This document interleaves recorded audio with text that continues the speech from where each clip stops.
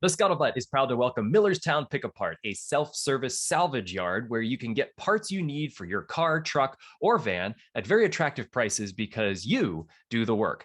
Bring your own wrenches, hammers, screwdrivers, sockets, jacks, drills, or whatever you need, except for torches, to wrestle out the parts you need for the vehicles in the yard. Millerstown Pick Apart was created 17 years ago to provide reasonably priced solutions for auto parts needs. Millerstown is the perfect fit for those seeking discount auto parts to repair their own vehicles. Millerstown has a huge inventory of cars, which they purchase from individuals, towing companies, and auctions, and from its sister auto salvage recycling operation. For hours, directions, inventory, parts availability, and pricing, you can go to pickapartyard.com. That's PICAPARTYARD, pickapartyard.com, or call 724-224-4777. That's pickapartyard.com or call 724-224-4777. It is very hard to imagine what's going on in Afghanistan, and it's very difficult for me because I grew up in Afghanistan, so it is very hard not to think about them.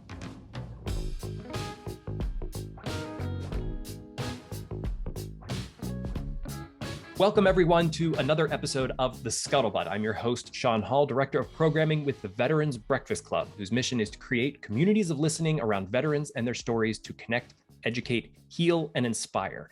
If you've been listening to The Scuttlebutt, or this is your first time, we would really appreciate it if you liked, shared, subscribed, ring the bell on YouTube so you are the first to know whenever we post our new episodes. Also, you can send me an email at Sean, that's SHAUN, at veteransbreakfastclub.org. I am very excited for this. Is sort of the end of our Afghanistan series here.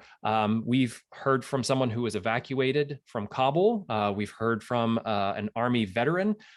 We've talked with an Iraqi interpreter. And today joining us will be Murtaza Honarpoor, who is an Afghan interpreter and worked with the Americans, who now lives in California. Also joining me, as usual, is our co-host, Catherine Guyan. How are you, Catherine? I'm good. Thanks for having me. Excited to be back as always. And Murtaza, thank you so much. We are very honored to have you here on the podcast. I wonder if you'd like to introduce yourself and maybe give us a little bit of background about, where you grew up. Hi, thanks for having me here. I'm Murtaza Honarpoor. I was born and raised in Kabul, Afghanistan, and I went to high school there. I went to college for 1 year and learning English, and then quit college. I went to join the U.S. Army as a translator, and I worked there for like 5 years. And then before I moved into America, I quit my job and then immigrated to America. And we are going to dive much more into that because that's the good, nice overview of the last, probably 10 years of your life, if not longer. So talk to me a bit about why you went to college to learn English. I was always interested in learning English because I knew that it would open the door for a lot of information and everything, because everything we read, and like if you are a mathematician or anything, so there's much more information in English rather than my native language, which was Persian. And we call that Dari in Afghanistan. So that's why I always wanted to learn English, to be able to communicate with foreigners and also learn more knowledge about everything. So that's why I thought English is a much better choice. So I'd be able to read the books and everything, which is very updated. That's why.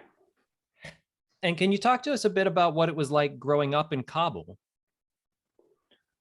Oh, it was a very good time, actually, because when the American invaded Afghanistan and the Taliban had a very restricted rules, it was very difficult for people. The girls couldn't go to school, the women couldn't work. And when the American came to Afghanistan, so the girl went to school, the woman, they be able to work. And it was very good for me also because a lot of new schools were built. So I went to school and grew up in a very good time, actually, because the American presence there. And then Yeah, it was not that bad because of the Hmm. American actually.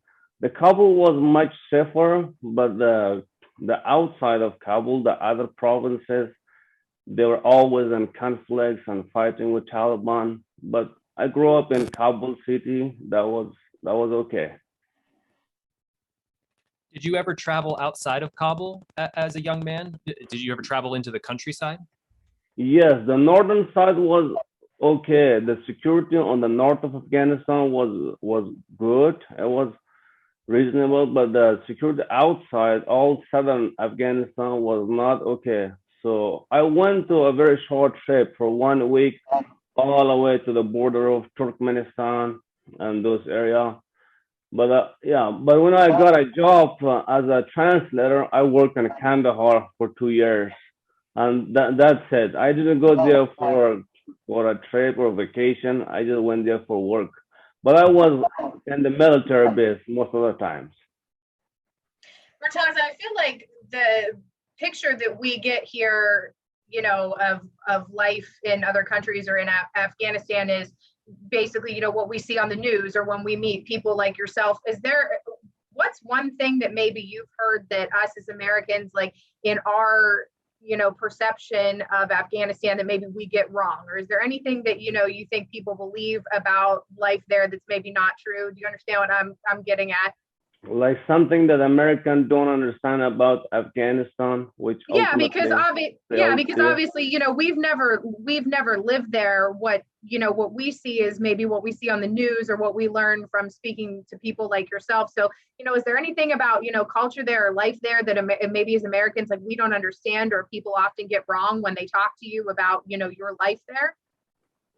Yeah, so like Afghanistan is completely on the other side of the globe, and we were secluded for like the whole time. We're secluded from outside of the world. Everybody else knows about America a little bit like other countries because they have access to internet, TV, and stuff like that.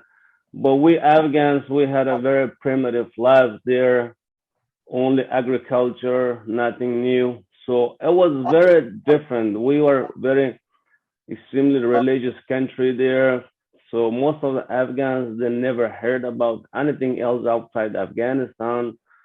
So that's actually very hard for Americans to understand that, especially about the religious part. The people are very sensitive, and it's very hard to convince them to change their ideas. That's why maybe this 20 years of war didn't work out because Mhm. people did not have access to education. If America could bring education to every villages in Afghanistan, every part of Afghanistan, I am pretty sure Afghanistan would be a much different country right now. But they couldn't do it because of the security, because of very harsh geography. It was actually impossible to bring security to every part of Afghanistan. And every school that was built by Americans, the Afghans thought that they are teaching non-Muslim staff. So they thought that's bad for them. So they never anything about America they tried to oppose and disagree with. So uh, and uh, and there's no much research about Afghanistan, about the culture, about how people live there. Mhm. I think there's also a lack of information that before America went there, there was no a very good knowledge of understanding of Afghanistan and Afghan people. So that was all the problems that came together was geography, it was the religious culture that we have there, and they all came together, and that's why America failed there. That's a very good point. And talking about being very isolated within Afghanistan, did you feel like when America invaded and drove the Taliban out in 2001, do you feel like at that time Afghan people got a little bit more worldly? There was more shared knowledge of what was going on in the world at that time. Did that happen? Yes, actually, even Afghanistan was better after America came. So there was security, very small security, and mostly in Kabul and one or two major cities, and Mazar Sharif in north and Herat in south. But like outside of the major cities, there was no any security, and there was no any school actually. It was mostly like madrasa where people could only learn about religion. So there was no school of teaching science, Mm. physics, mathematics, stuff like that. So like the more you learn about only religion, if there is nothing else, so you cannot have a better country with only religion. So that was the reason actually. I think uh, America, it was hard to bring prosperity and security in Afghanistan. How old were you in 2001? Also, I was born in 1990, so I was 11 years old at that time. I just only remember that America came with all these armored vehicles, stuff like that. I saw them on the street, but I was a little 11 years old. And what did, in our talk in the previous episode with our Iraqi interpreter, he talked a bit about how seeing the soldiers for the first time was like seeing aliens. These guys were huge. They were wearing Kevlar vests that made them enormous, these big green goggles, things like that. What was it like the first time you saw an American soldier? It was actually pretty much like that. And Iraq was much better because they were a much advanced country at that time. They had like weapons and everything, and they had vehicles. But in Afghanistan, we did not have anything like that. So it was much more aliens for us rather than Iraqis because we saw those American vehicles moving around, and those people they were very different, so different to us. But yeah, we always wondered, like who are they, where they came from. Yeah, well, people got used after like a year or two, and I saw the presence of American troops all over Kabul city for like few years, for the first few years, and then they disappeared from big city. They went to outside Kabul city, like the four provinces. Mhm. So then what was your first, obviously that was your first experience seeing an American soldier, but what was it like the first time maybe you interacted with one of them? I mean, were they, interacting with a lot of people? Like when was the first opportunity that you maybe got to like, speak to one of them or be around them a little bit more? Yeah, because I was very interested in geography in school.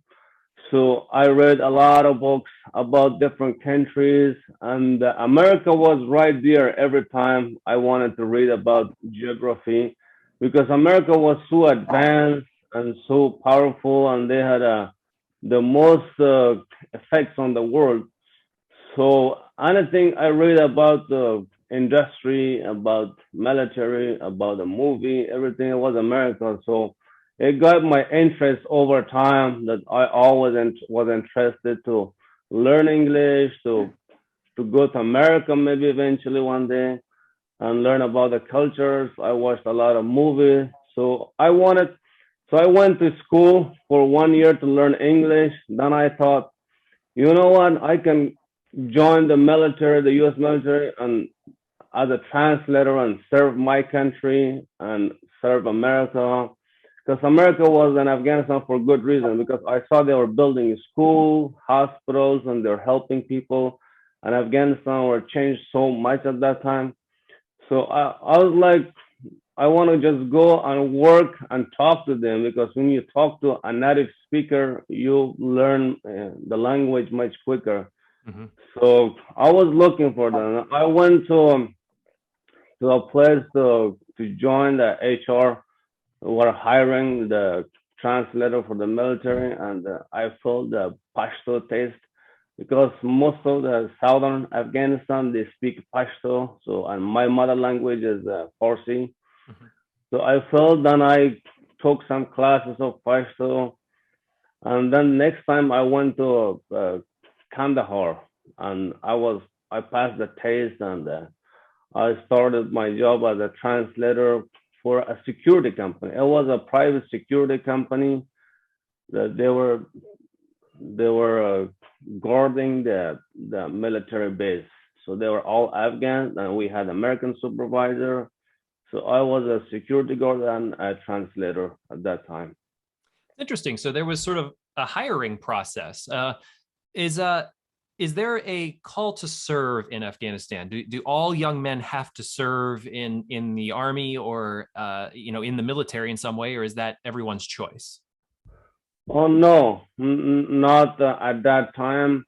The Taliban nowadays says that they're gonna do that, but not at the American time, because it was like voluntary. Like everybody who was interested, they could join the army, but they didn't have to. So did I hear you right, Murtaza, when you were explaining it, you had to not only learn English, but you also had to, did you say you had to learn a second language in there or brush up on a second language? So you have to learn multiple languages? Yes, because in Afghanistan there's like two major languages, Pashto and Farsi, and then there are like Uzbeks. Yeah, but my native language was Farsi, and in school we learn Pashto. Pashto is a different language, but we have to learn that was mandatory in school. And then my Pashto was okay. I could understand very well, could speak, but it was not that satisfying. So yeah, but when I took the second chance, uh, I was accepted. So when you started your job then, with the security company, I mean, did you enjoy it? Like, that seems like a lot to happen in, a short amount of time to learn those languages and get your job. I mean, did you enjoy it? What were you kind of doing on a daily basis? Oh, actually, there was like more than 100 security guards. So the only communication they had with American was through us. So we had a telephone. We were contacting to the central, to the American and to the security guards. So anything the American said to us, we told the security guards and vice versa. So I enjoyed my job. Yes, that was my first job. It was a very good experience. I was far away from home. It was my first time. I think I was 21 years old, but I enjoyed my job. I just missed my family a little bit, but overall, it was a very good experience. I used to hike the mountain because it was on a mountain. So I went for hiking and enjoyed. Yeah, it was very exciting. I liked it. What did your family think when you said, I'm going to go become an interpreter for the Americans? My family was okay. I've never heard from anybody disagreeing with me, and because it was also a financial thing, because it helped my family and everybody financially. Because the American pay more to the translators than average Afghans income. So I helped my family, and they were all okay. They seemed fine, and I've never heard any complaints that you don't have to work for them. They have a different culture, or they're not good. Yeah, they were all okay with me. Were they worried about the danger that you would be in? Yes, of course. So I was actually very dangerous. So when I went there, I used to take a taxi. So that was very dangerous because when you work for U.S. military directly, so they fly you with helicopters everywhere. But because that was a private security company, even my supervisors that were Americans, they used to come with a taxi.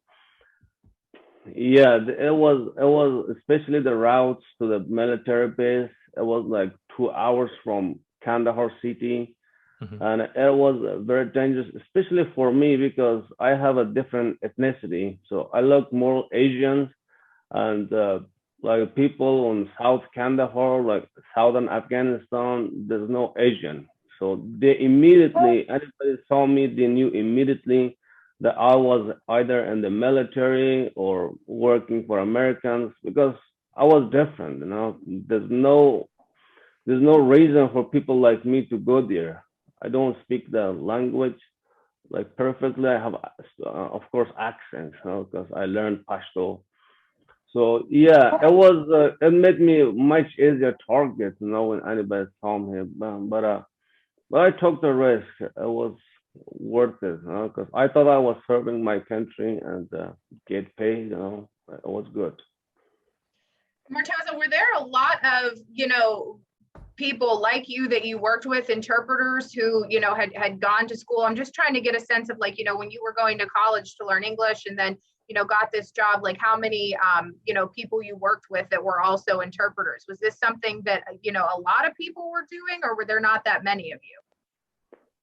Like over my 20 years work with the military, I've seen a lot of interpreters, like too many.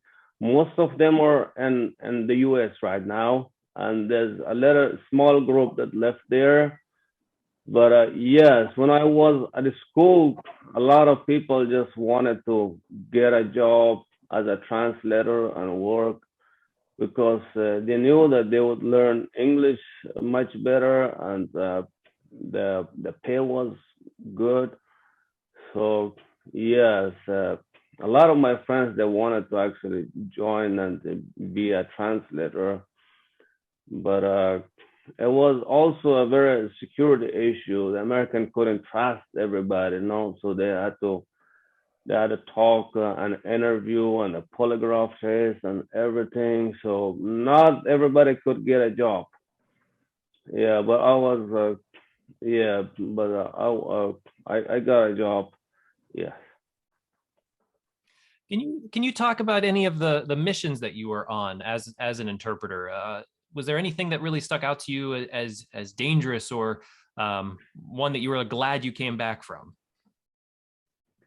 Yeah, like one time I remember I was walking in the military base, and the mortar just came, and it was like a few feet away from me. It was exploded there.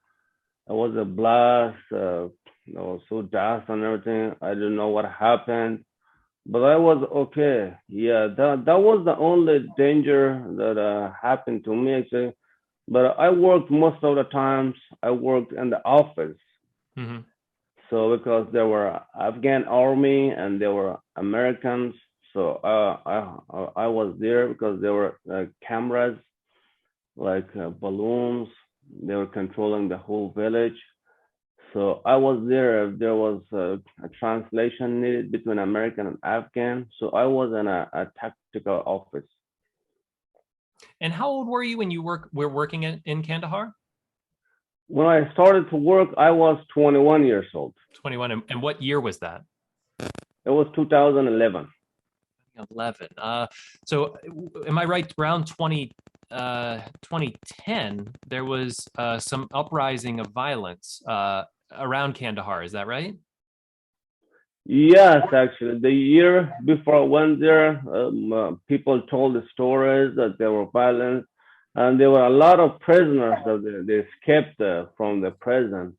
They dug a tunnel, a long tunnel, and they escaped from the prisons.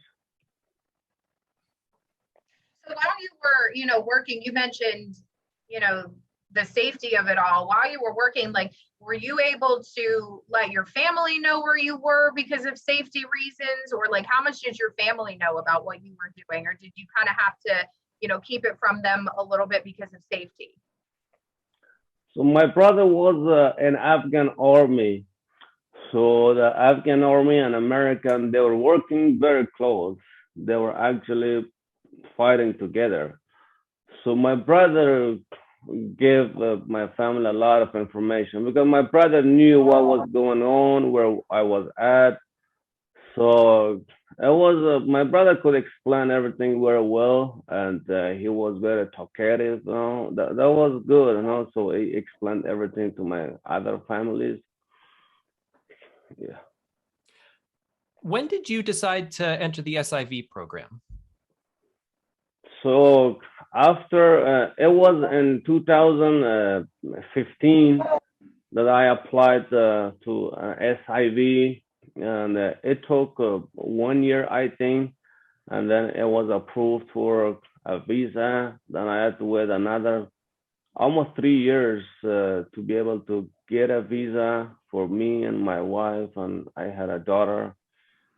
So yeah, overall it took like 2 or 3 years, and finally in December 2017, I was granted a visa SIV, and then I immigrated here. So when you first decided to sign up for the SIV, did you know how long it was going to take?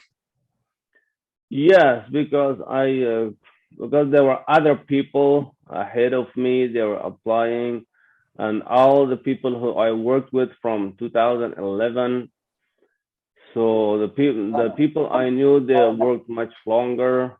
So yeah, a lot of them was coming to America at a time, and there was a people they were on the interview stages. They were on different SIV stages, so they have to go a lot of paperwork, a lot of security checks, and the longest was for most of the people. Administrative processing. I think it was a background check that the CIA have to do the background check, make sure they're good people.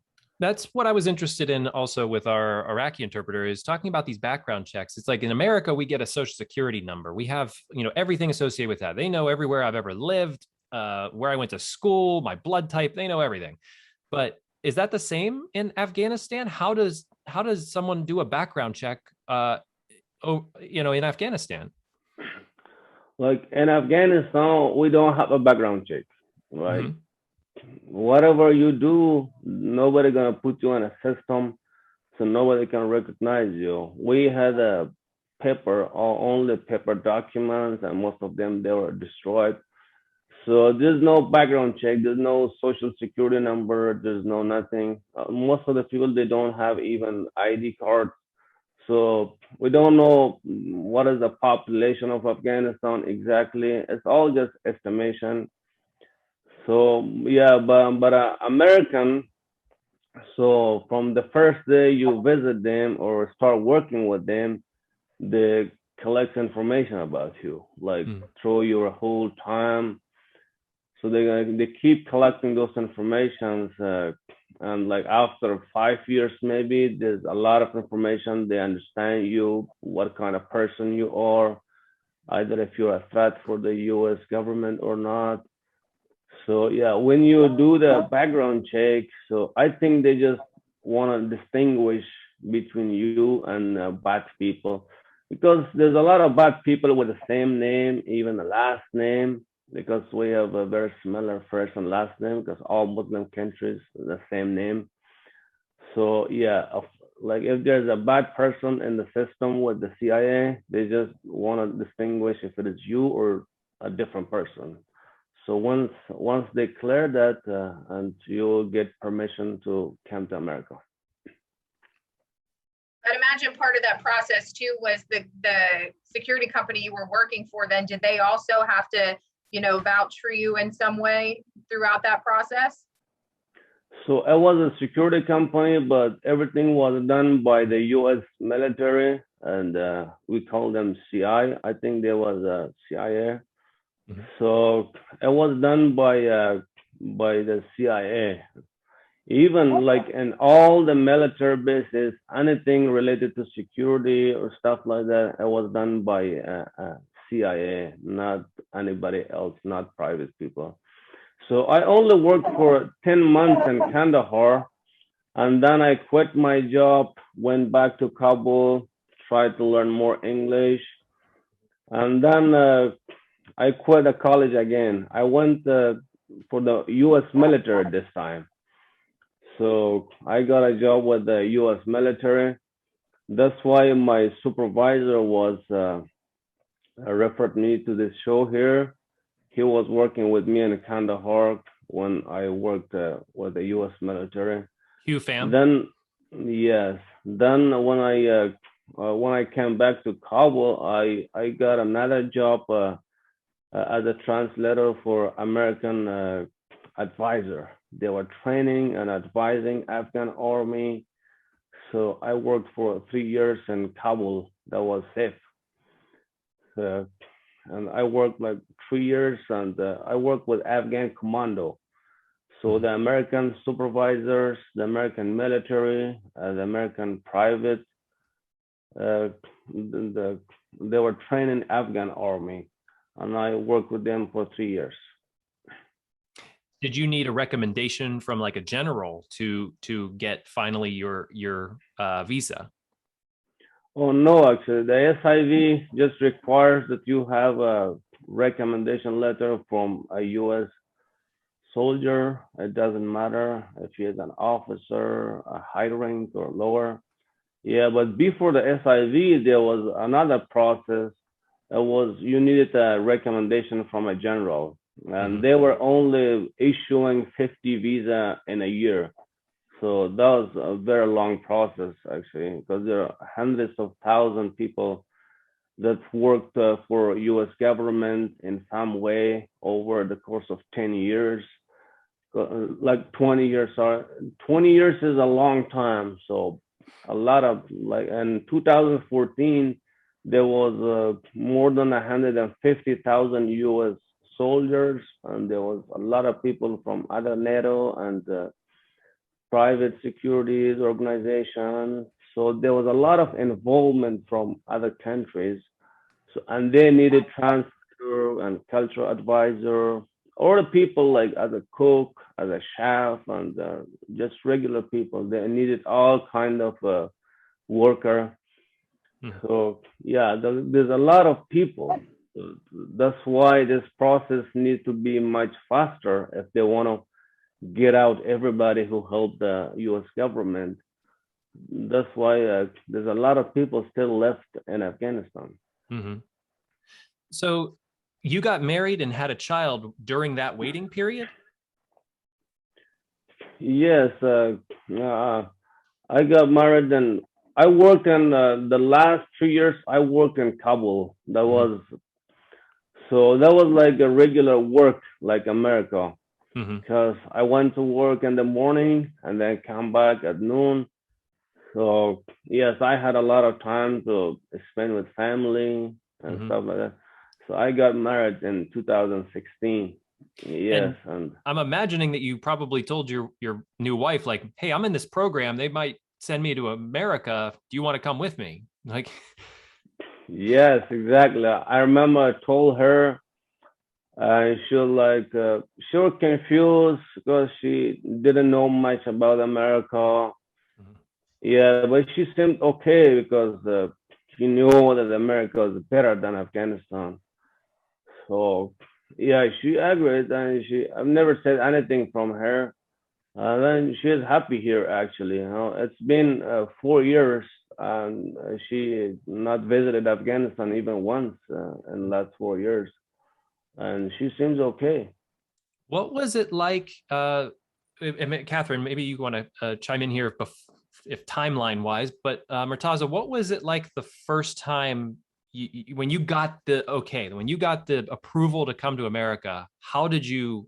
What was that day like? Like getting on the plane and leaving Afghanistan for the first time?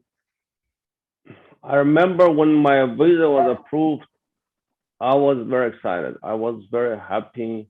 And then when my visa was issued, it was a big deal. It was a life changing to me because I knew when I moved to another country, especially America, my life would change completely. So I remember I was very excited when my visa finally issued after waiting of 3 years. And finally, I got my visa, and I quit from my work.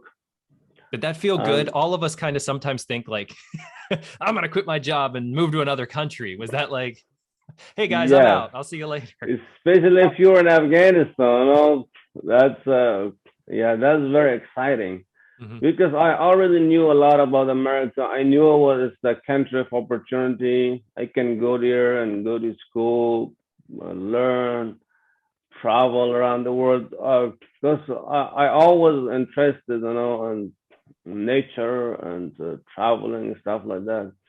So I knew if I was in Afghanistan, I couldn't do any of this.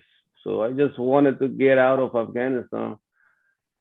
So it was very exciting to me, but I always wondered what was going to happen. But I knew I was in a good hands.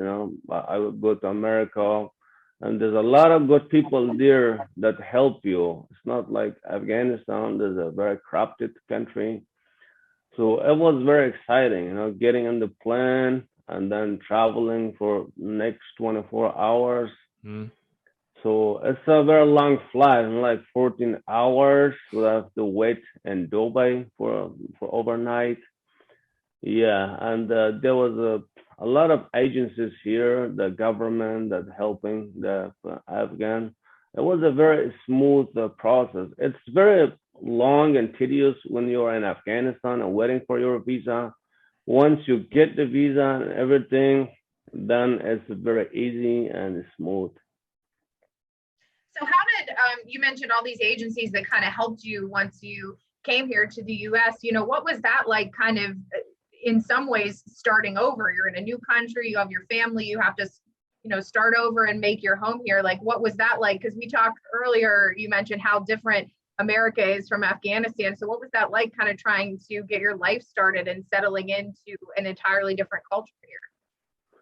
Yes, there's a lot of agencies in America that's funded by U.S. government.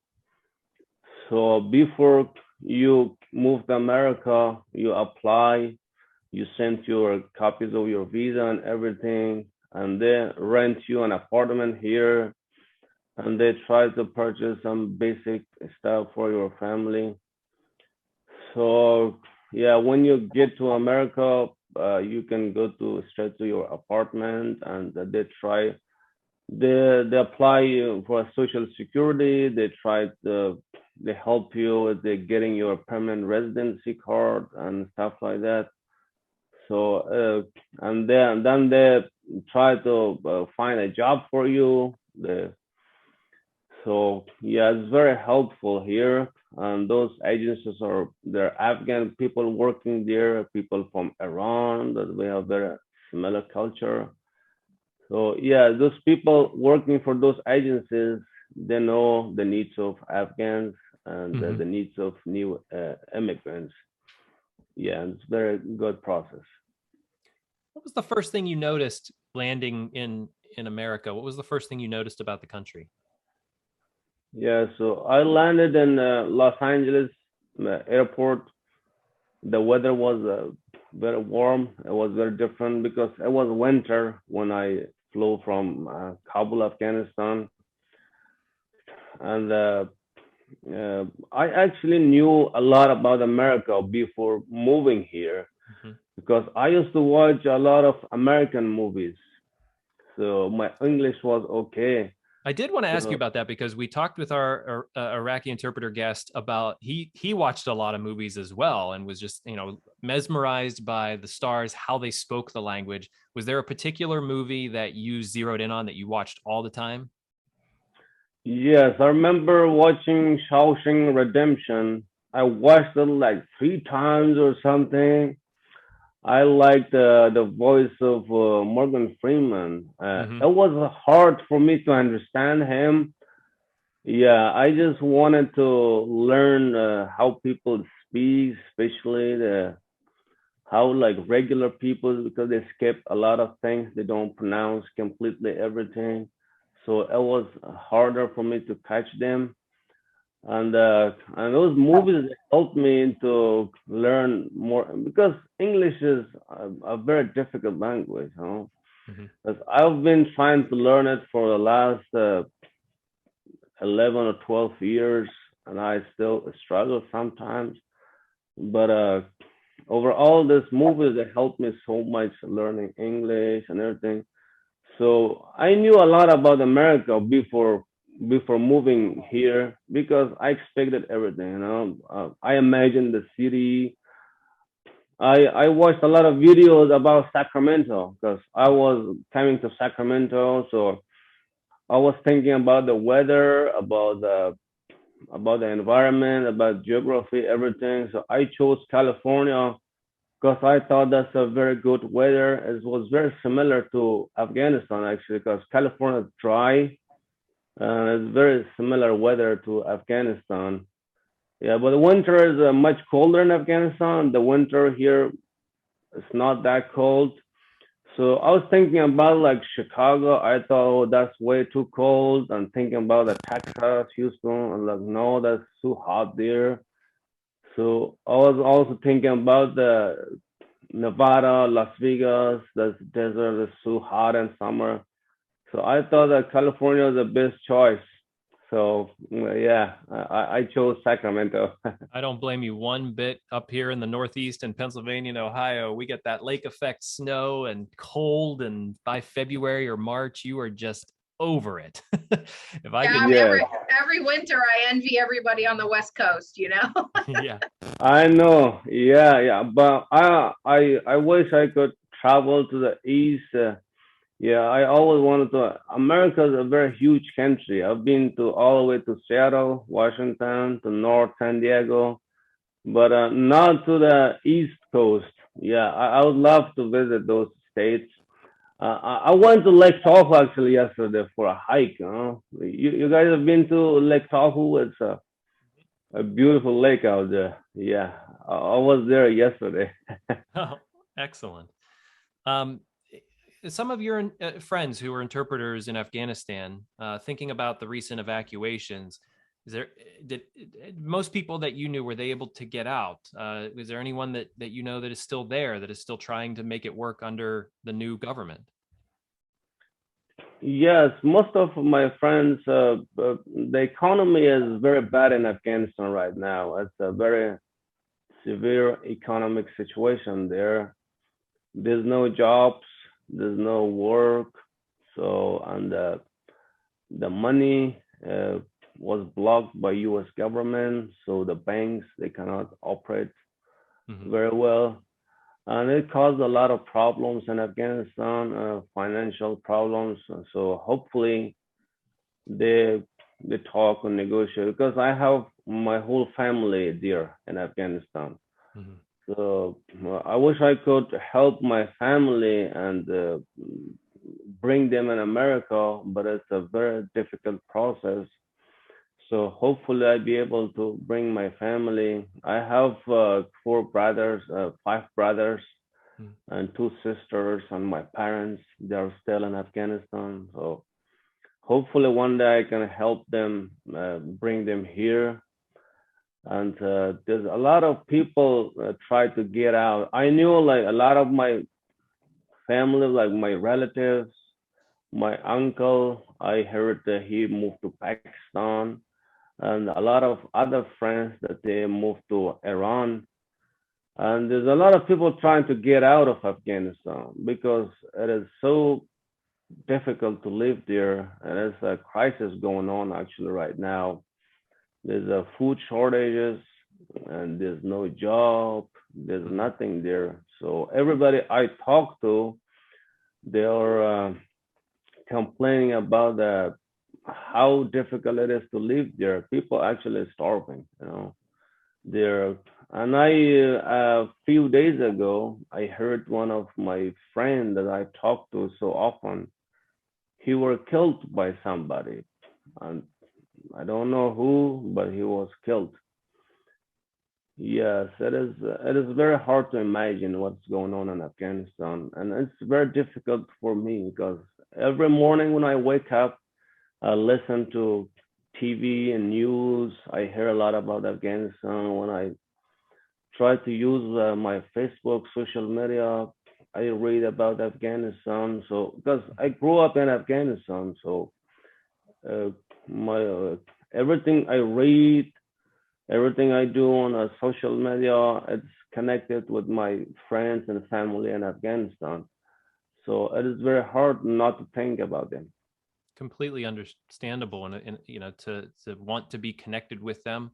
I'm so sorry to hear about your friend. And I've heard a lot about these reprisal killings that have happened, and revenge killings that are coming, that the Taliban is doing, or just different parties, militias. Um, we certainly both hope that your family is safe and able to come to America as soon as possible to get out of that situation, because it's quite awful over there. And I don't know if you are connected with any service members or if you're connected with any organizations that are currently trying to do that. Actually, there's no process right now that granting a visa for family of translators. So I try to sponsor them, but like when you sponsor somebody, you need a high income.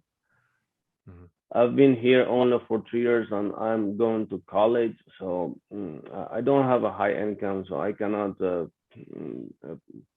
meet those requirements. So sponsor them to bring them here. But hopefully I find a way to help them and bring them here. At least some of my family, like brothers. If anybody listens to this podcast and wants to be able to help you in that mission, I'll have them reach out to me, and I'll definitely connect them with you. I know that there's a lot of people within the veteran space that are trying to help out their interpreter brothers and their extended families. So if I end up hearing something, Murtaza, I'll definitely connect you with them. Thank you so much. Of course. How often do you get to talk to your family? Are you able to stay pretty well connected with them, or? Yes, I talk to them every once in a while, like twice a week. Yeah, I talk to my brother. I told them to fill out the paperwork, so I send it to U.S. immigration. So hopefully they grant him a visa. Yeah, but there was some problem for the paperwork, so I have to redo it and send it to U.S. immigration. But I don't think that's gonna help because we did not fill the requirements. So I don't think they can. And there are like hundreds of thousands people like me. They do the same thing to their families. So the more people, the difficult it is for the U.S. government, and they cannot bring everybody to America here. Like there are like 40 million population in Afghanistan, and they cannot bring everybody here. Well, they try to help as much as they can, especially the people who help the U.S. government. But hopefully, I find a way to bring my family here. Definitely, and it just feels like such a helpless situation of how many can we help in the shortest amount of time possible, and hoping that the situation doesn't get worse over there. Yes, especially like nowadays, there's no embassy. There was a U.S. embassy in Kabul that was issuing visa. So right now, there's no flight out of Afghanistan. There's no embassy. So, but even the people who have a right paperwork and everything, even people who have American residency, they're permanent resident, or maybe some citizens, they're stuck in there. So hopefully in the future, America open their embassy in Kabul and help the people with the immigration process and help people financially, so people don't starve there. Our Army veteran came on, Adam Zafuto, who talked at length about his time in Afghanistan in working with his interpreter, understanding that his interpreter he was able to bring over to America, but they're still very much trying to bring more people over. Was talking about sort of being able to integrate, bring them into America and have them sort of positioned in a community. We're bringing Afghan interpreters into Pittsburgh. How can Pittsburghers make their life easier right now? How can we welcome them in and make them feel a part of our community? Murtaza, I don't know if you have any words of advice for maybe our American listeners, and maybe some of, if any, Afghan interpreters or Afghanistan citizens that may have gotten over here to the United States. Maybe some words of advice on how best that we can help our neighbor feel like they are welcome here? Yeah, when Afghans they came here, they need immediate help, especially nowadays that there's too many new people here. I heard that in the 2 weeks, like a month ago, when America evacuated the citizens and people, they evacuated like more than 100,000 of people, and those people, the agencies here, they were not designed for to accept that many people, so they are very crowded. So they need immediate. A lot of people they're at the hotel, and they don't have a shelter right now. There's a lot of people. Yeah, just but I think in Pittsburgh, those area, there's probably not that problem with the housing and those stuff. I don't know. Here in California, there's no apartments to rent for new immigrants. And those people, they cannot even rent an apartment, even if you have money, because you need to have a background in America and they show that you'll be able to. You need a job to be able to pay your rent. So the renters they don't trust. So there's a problem, a shortage of apartments here, and over there there's probably, I don't know if there's too many people went to Pittsburgh. I'm not sure because most of the Afghans I know that they're in California, Virginia, Texas, Colorado, and Washington, Seattle. And I don't know anybody actually in Pittsburgh, but I think when people came here to America, they need immediate help, like finding an apartment and getting a driver license to get around because they need like medical attention to their kids and families, need to get groceries. So yeah, just help them for like first a couple of months so they can obtain a driver license and so they can be on their own. With as long as, you know, you said the whole process takes and everything, I think maybe us as Americans, you know, if we meet people that are coming here, maybe we just need to, you know, reach out and offer a helping hand any way we can. Like maybe it's to the point where we just kind of need to take it upon ourselves as individuals to help, because with that many people coming here, you know, and as long as, you know, you explained it took you to get here and get settled, maybe we need to reach outside of the government's help a little bit and just as ordinary people, just be kind and be cognizant of the fact that these people, you know, much like yourself, when you came to America, are starting over. Yes, like the government is doing its best.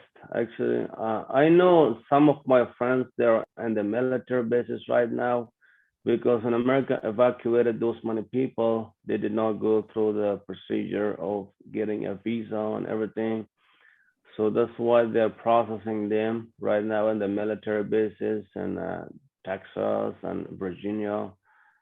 So they're gonna get a social security card and stuff like that, and then they can move whichever states they want to once they arrive there. So they don't bring anybody in California right now because it's overcrowded. There's no apartments. So they send and they ask them to choose either Texas or other places. The good thing is America is a huge country and there's a lot of population. So like 100,000 people is gonna be nothing for America, you know, because they can spread across America, and I'm pretty sure America will have the capacity to help like many more people, maybe millions of people, and it's okay for America because America is like 50 states, you know, 50 countries. It has that capacity, you know, to welcome more and more people. I like that idea. And as we wrap up here, Murtaza, I want to thank you so much for coming on and sharing your story. And we're wishing you all the best over in California. And couldn't be more honored to share this time with you today. Oh, thank you so much. You know, it was my first time talking on podcast. So I wish I knew a better English to be able to speak better stuff like that. But I'm going to college. Hopefully, like one day, I be able to speak just like an American. That's my dream. I just want to be able to learn the language perfectly and be able to speak uh, and understand everything in English. Well, Yeah, I thought you were wonderful. I thought you did a fantastic job. yeah. So fantastic. Thank you. To our audience, again, if you know of a resource for Murtaza, please reach out to the Veterans Breakfast Club, myself, Sean, SHAUN at veteransbreakfastclub.org. Catherine, I don't know if there's a way to contact WTRF if someone ends up hearing anything and can connect with you as well. Yes, I will give my email address. It's kghion@wtrf.com. So if anyone, even in my area knows of a resource for Murtaza, I will be happy to pass that along. Just send me an email. So thank you, Murtaza. We will hope to see you again on another episode of the Scuttlebutt. The best of luck to you in California, and I can't say it enough. Thank you so much. Thank you for your service as well. Thank you so much. Thank you for having me here in this show. I want to thank Millerstown Pick Apart for their generous support and sponsorship of this program. For Millerstown's hours, direction, inventory, and pricing, go to pickapartyard.com. That's PICAPARTYARD.com. Thank you so much, Millerstown, and we'll see you on the next Scuttlebutt.